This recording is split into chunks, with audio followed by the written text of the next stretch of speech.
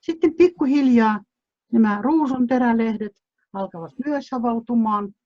Ja siinä syntyy just se rulla pikkuhiljaa.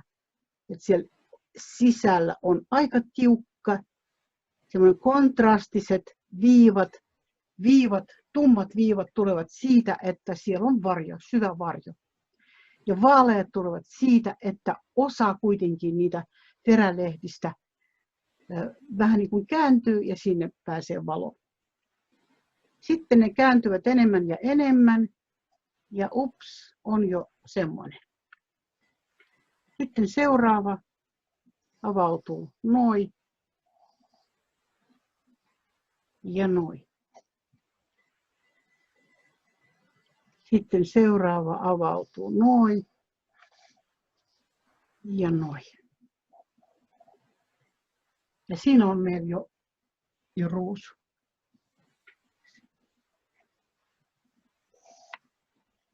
Sitten varsi. Mutta missä ovat nämä suojalehdet? Nämä.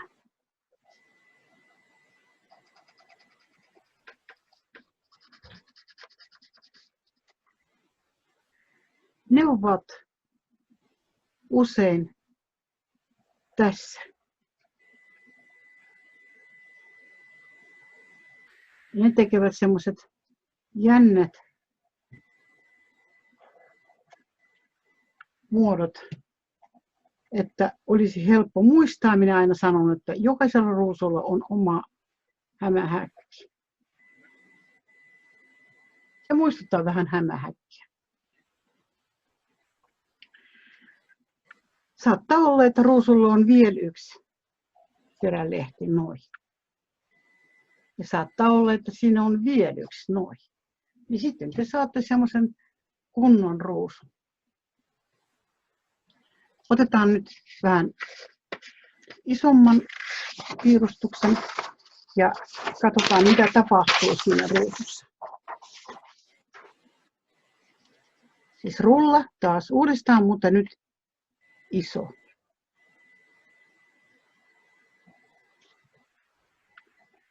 Noin. Rulla. Se jatkuu jonnekin tähän saakka ja sitten siellä on varsi. Mutta me emme näe sitä, koska alkavat avautumaan terälehdet. Moi. Sitten noin.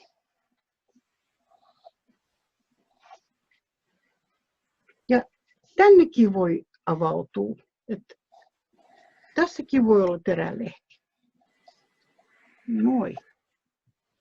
Ja sitten me emme näe enää, mitä tapahtuu. Sitten on vielä noin. Sielläkin voi olla terälehti. Ja sielläkin voi olla terälehti.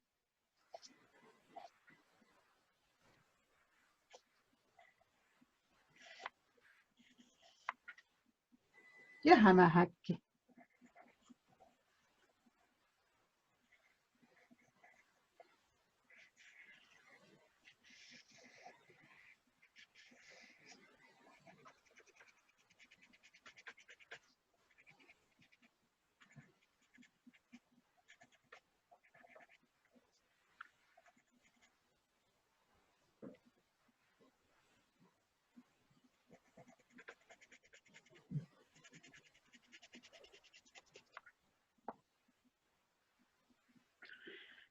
Nyt palataan siihen itse kukkaan. Nyt alkaa se varjojen ja valojen luominen. Siinä on, puhuimme jo, että siinä on semmoisia syviä varjokohtia ja kontrastivaloja. Noin. Mutta siinäkin on varjo, koska se on semmoinen, se on käännös ja siellä on syvyys, niin kuin tässäkin. Siinä on syvyys ja sitten pikkuhiljaa se varjo alkaa vaalenemaan. Sitten vielä. Ja siinäkin löytyy.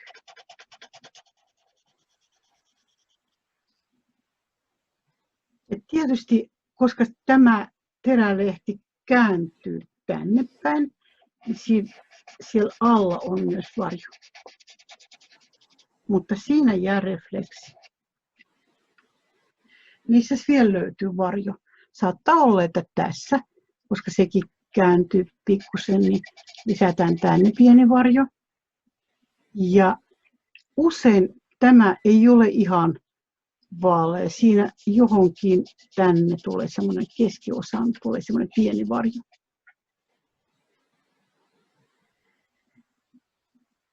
Ja nyt vielä lisätään suonet.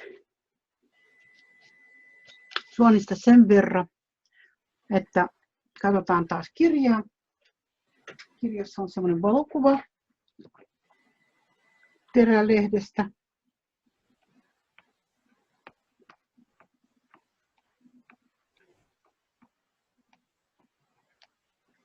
Missäs tämä on? Ei olekaan. Otapas minä löydän sen. Jossainhan se on. Tässä. Nyt.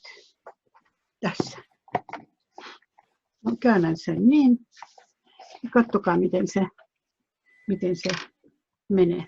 Tästä se alkaa. Ja sitten niin kuin puulla oksat, ne koko aika niin kuin, haarautuvat. Ja siitä tulee semmoinen puun näköinen tai pehkon näköinen rakennelma.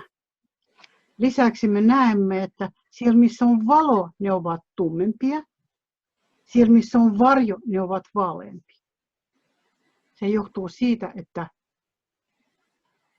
valo eri tavalla valaisee niitä, kun ne ovat semmoisia syvennyksiä nämä. Eri tavalla tulee sinne. Ja yritetään nyt sen piirtää. Tässä on terälehti.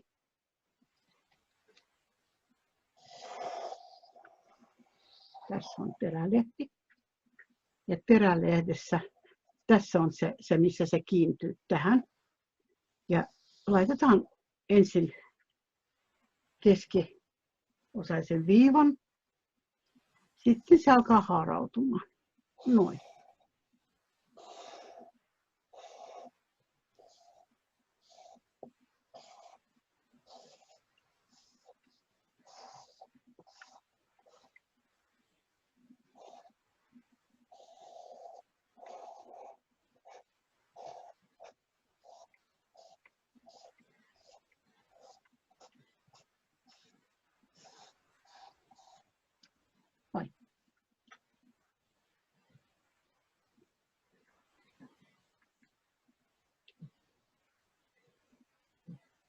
Sitten yritetään kuvitella, että tämä on se mikä niin kuin kääntyy tänne päin.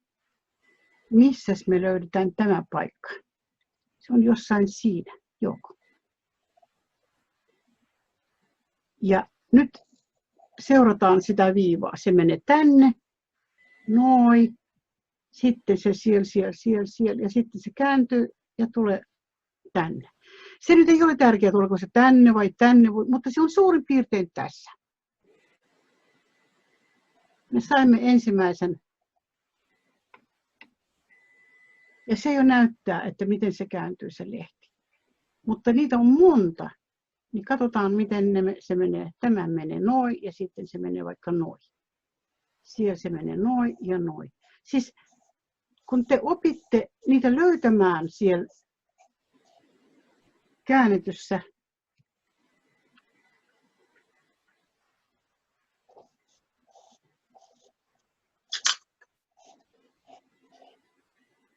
niin pelkillä viivoilla, että jos saatte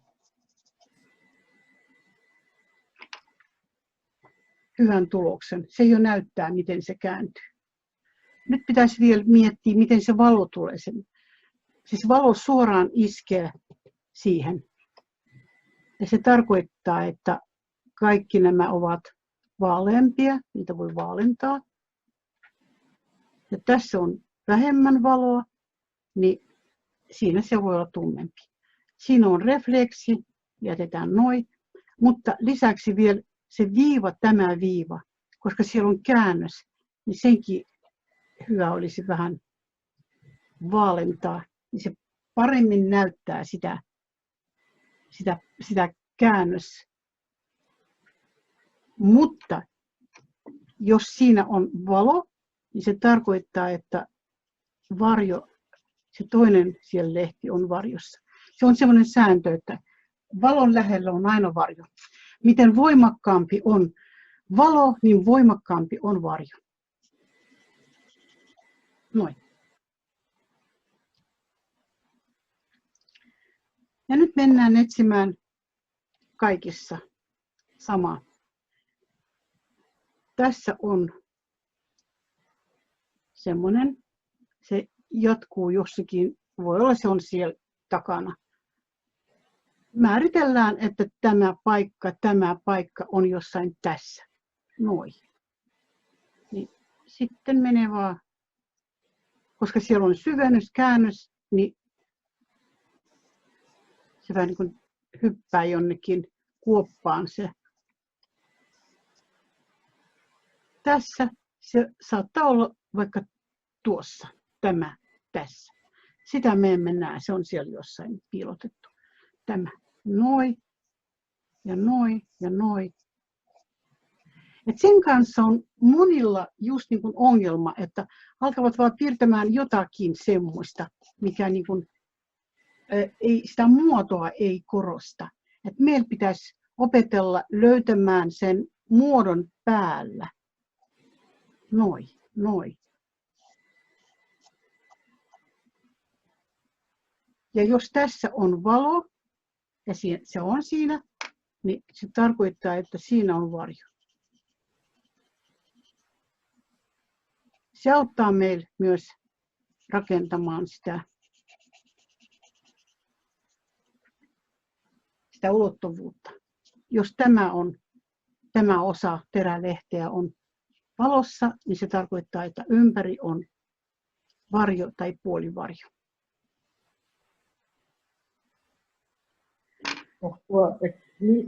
Millä kynällä se olisi hyvä piirtää noita suonia? Onko se tyijykynän 2D tai? Siis niitä suonia. Suonia voi, siis muistatteko, kun me katsoimme siellä sitä valokuvassa, niin siellä missä on varjossa, no vaikka tämä, niin sen voi vetää kumilla, koska ne ovat vaaleampia. Siellä missä valossa ne voivat olla semmoisia ja sitten vähän korostaa kynällä. Siis minä nyt piirsin, se on vähän niin kuin tekninen semmoinen piirustus, että niin se menee. Mutta sitten on vielä se valo ja varjo ja leikki, mutta jos te tiedätte, miten se niin kuin teknisesti menee, niin se jo helpottaa sitä piirtämistä. Nyt minä vaan piirrän. Et tekninen puoli on nyt hoidettu. Ja ai niin, vielä se harjoitus piti tehdä. Harjoitus vielä on semmoinen. Niin, ensin analysoidaan, että millainen ruusulla on siluetti. Siluetti, se on se ääriviiva. Katsotaan. Noin. Se on,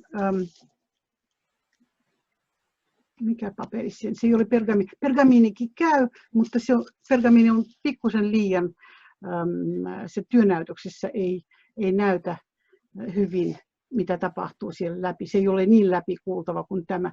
Tämä on paperi, millä tehdään kaavoja. Kaavapaperi. Siis ompelijat käyttävät semmoista. Teillä on varmasti se tuttu. Et se on paras mun mielestä tässä. Niin nyt se on vaan liian myös herkkä. Otetaan nyt se siluetti.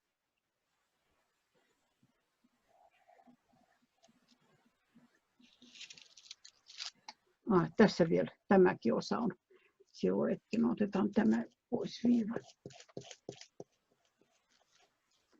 Se on se ruusun siluetti.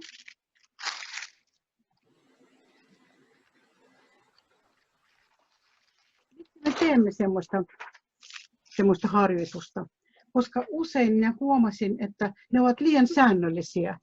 Semmoisia yritetään vain niin kuin ympyrään mahtumaan sen. Ruusu ei ole ympyrä. Se on semmoinen aika monimutkainen. Ja siellä se oli se keskiosa ja niin edelleen. Muistatte. Mutta nyt minä yritän sen kääntää ja tehdä sen vaikka noin. Mitä jos minä etsin sen saman tässä. Sitten tämä on vaikka noin. Ja sitten tämä on vaikka noin. Ja sitten tästä vaikka menee semmoinen. Ja tästä menee semmoinen. Niin katsokaa, sekin on ruusu.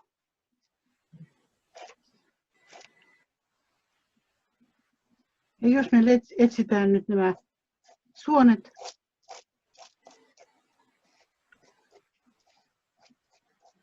minä nyt nopeasti teen.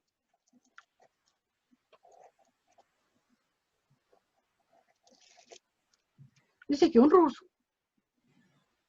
En voi vielä lisätä joku tänne, niin sitten se on vielä parempi, mutta ei ole pakko. Ja harjoitus on semmoinen, että te voitte kotona tehdä vaan semmoinen joku. Sitten etsii tästä, että miten se menee.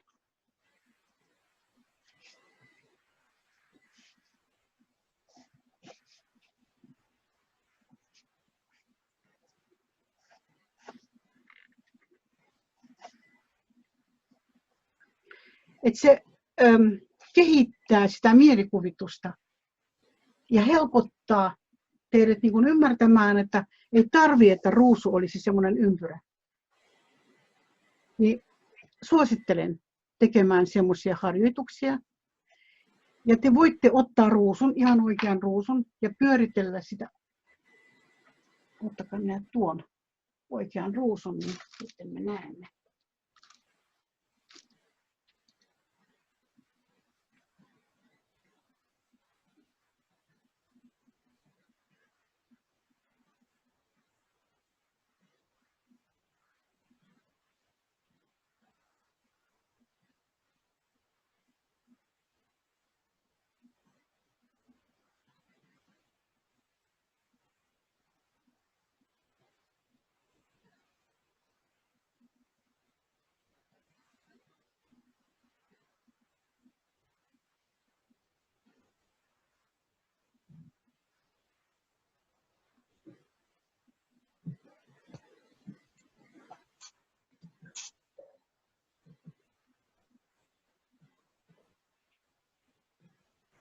Näkyykö siellä jotain? Minä en ainakaan näe mitään.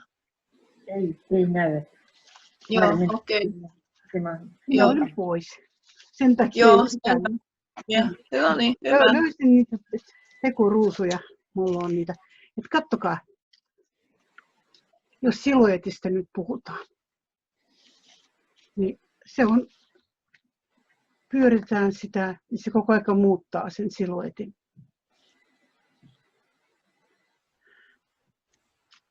Yhdestä ruususta voi piirtää monta ruusua, jos eri näkökulmasta te sen piirrätte. Teillä riittää, että jos te ostatte joku semmoinen tekoruusu ja harjoittelette sitä voi katsoa sisältä, vähän kääntää lehtiä enemmän. Sen kanssa voi leikkiä. Ja samalla tutkii nämä suonet ja kaikki.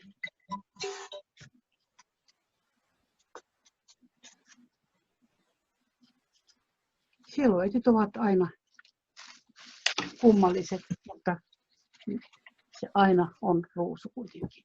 Otetaan nyt noin. Ja noin. Ja noin. Ja noin. Ja noin. Siis kannattaa harjoituksen vuoksi piirtää sen Montako tässä yhdestä tulee?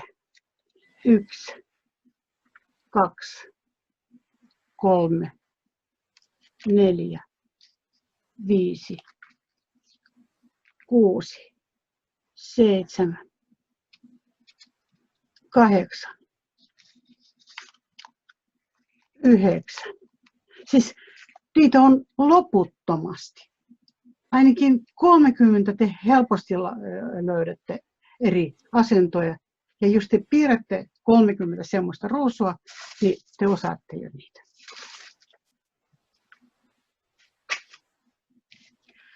Ja minä nyt vaan piirrän, samalla kerron teille, mitä minä mietin silloin, kun piirrän.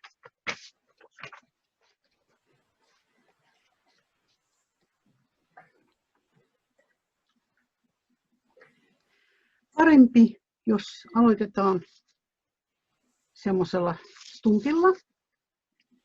Missä se on tämä? Nyt on aika laittaa sen.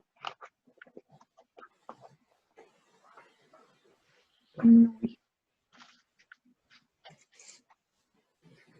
Jos meillä hyvin se nauhoitus onnistuu, niin sitten minä teen siitä videon ja lähetän teille sen videon tästä tunnista. Näin.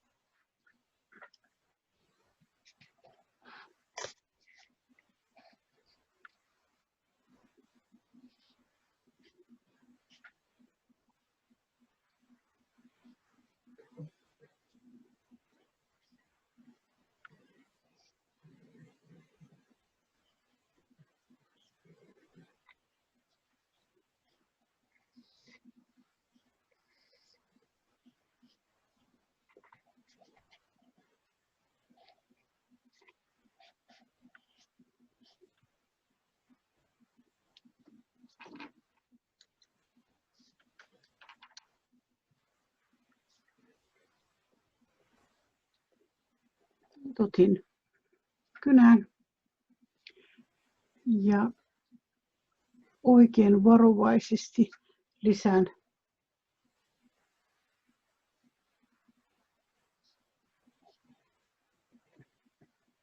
viivoja, varjoja.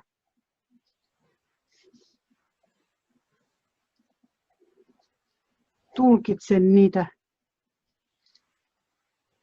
paikkoja terälehdiksi.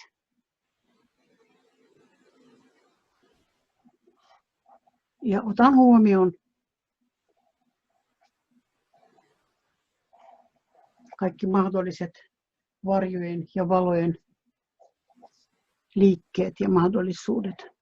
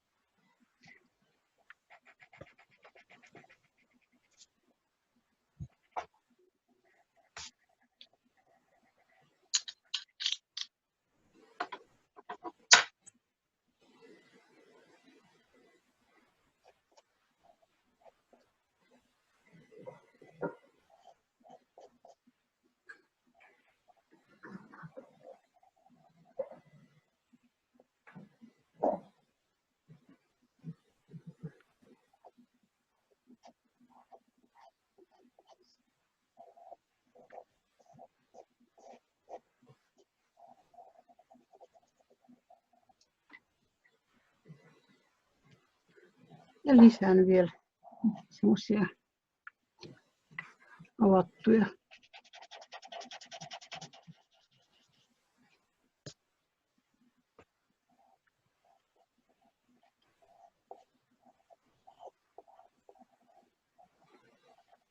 Kohta tekin pääsette piirtämään, nyt pikkusen katsotte.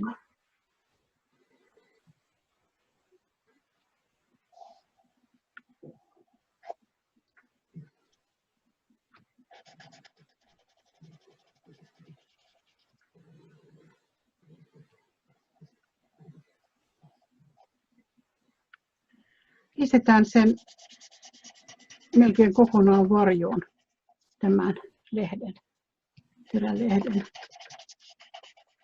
Noin. Ja tänne enemmän varjoa. Noin. Ja nyt vaikka piirretään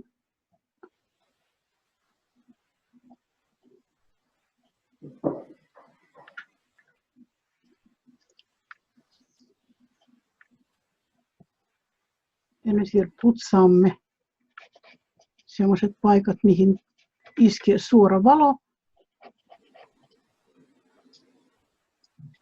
Ja siinä on ruusu. Eikö se mennyt näppärästi? Kyllä. Tosi nopeasti. Aivan Niin. nopea. Ja nyt me teemme niin, että minä piirrän semmoisia ruusuja, jotka ovat niin kuin kimpussa. Että lisään tänne ruusun. Että siitä tulee semmoinen kokonaisuus, ruusujen kokonaisuus. Ja te piirrätte myös ensin sen teknisen piirroksen. Ensin kokeilette, miten se menee nämä lehdet. Näytätte mulle. Ja sitten jatkamme vapaalla kädellä piirtämään semmoisia asetelmia ruusuista. Sopiko? Joo. Et ensin riittääkö 20 minuuttia semmoinen harjoitus, se tekninen piirustus, ja näytätte mulle. Joo. Niin piirretäänkö me tämän mallin mukaan, mikä on nyt tässä tämä kuva? Ei. Sen ensimmäisen mallin mukaan.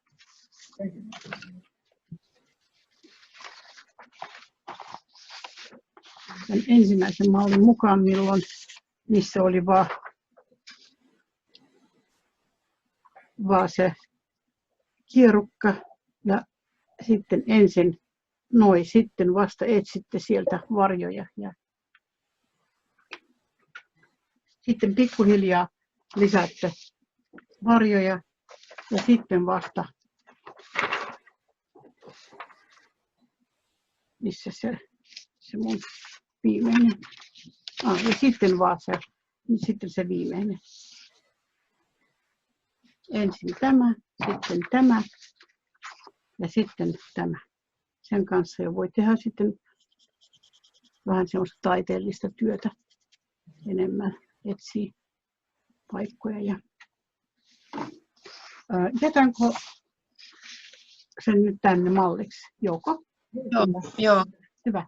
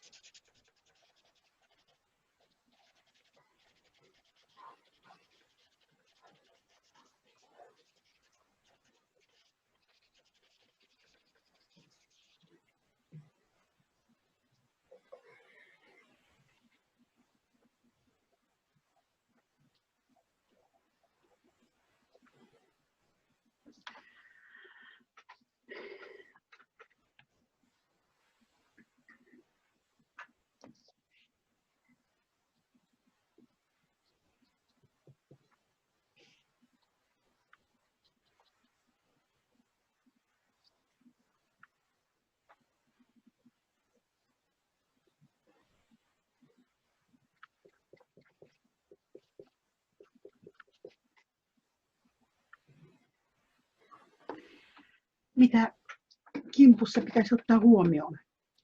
Että aina voi valita 1 tai 2 tai korkeintaan 3 semmoista paikkaa, jotka ovat semmoiset niin kuin katseen vankitsijat.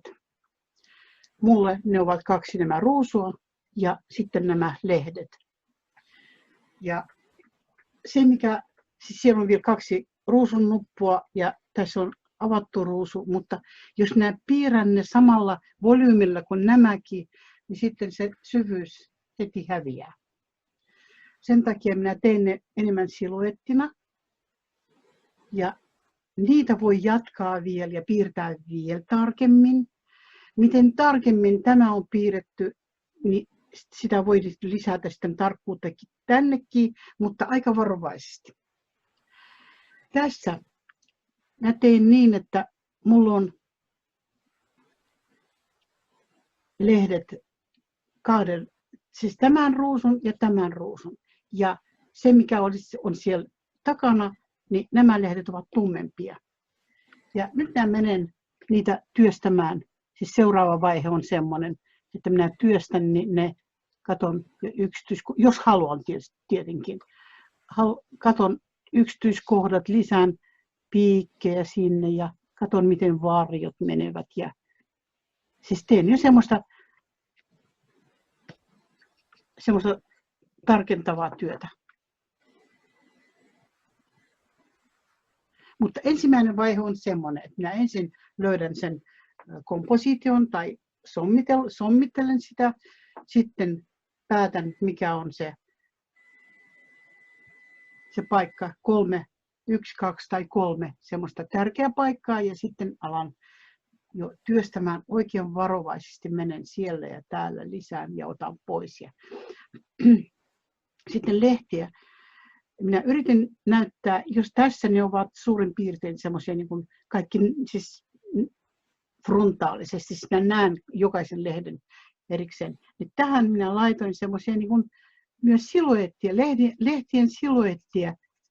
Jos te katsotte joskus ruusukimppua, niin te näette, lehdet tekevät semmoisia jänniä, semmoisia yhdistelmiä.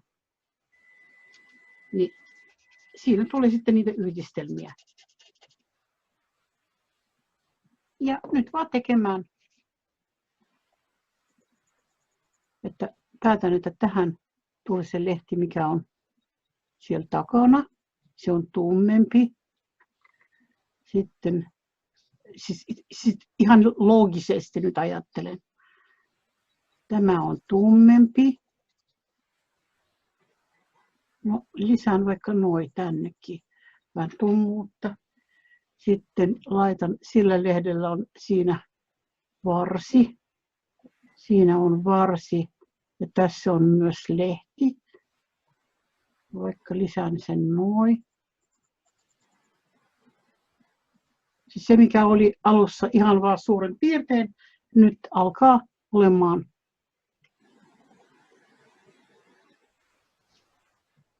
annan niille postiosoitteen, että nyt me tiedetään mikä lehti miten menee. Mutta jos teillä ei ole aikaa tai te ette halua sellaista työtä tehdä, niin semmoinen nopea piirustus, se myös toimii oikein hyvin. Että voitte aina päättää, jatkatteko te sitä vai ei.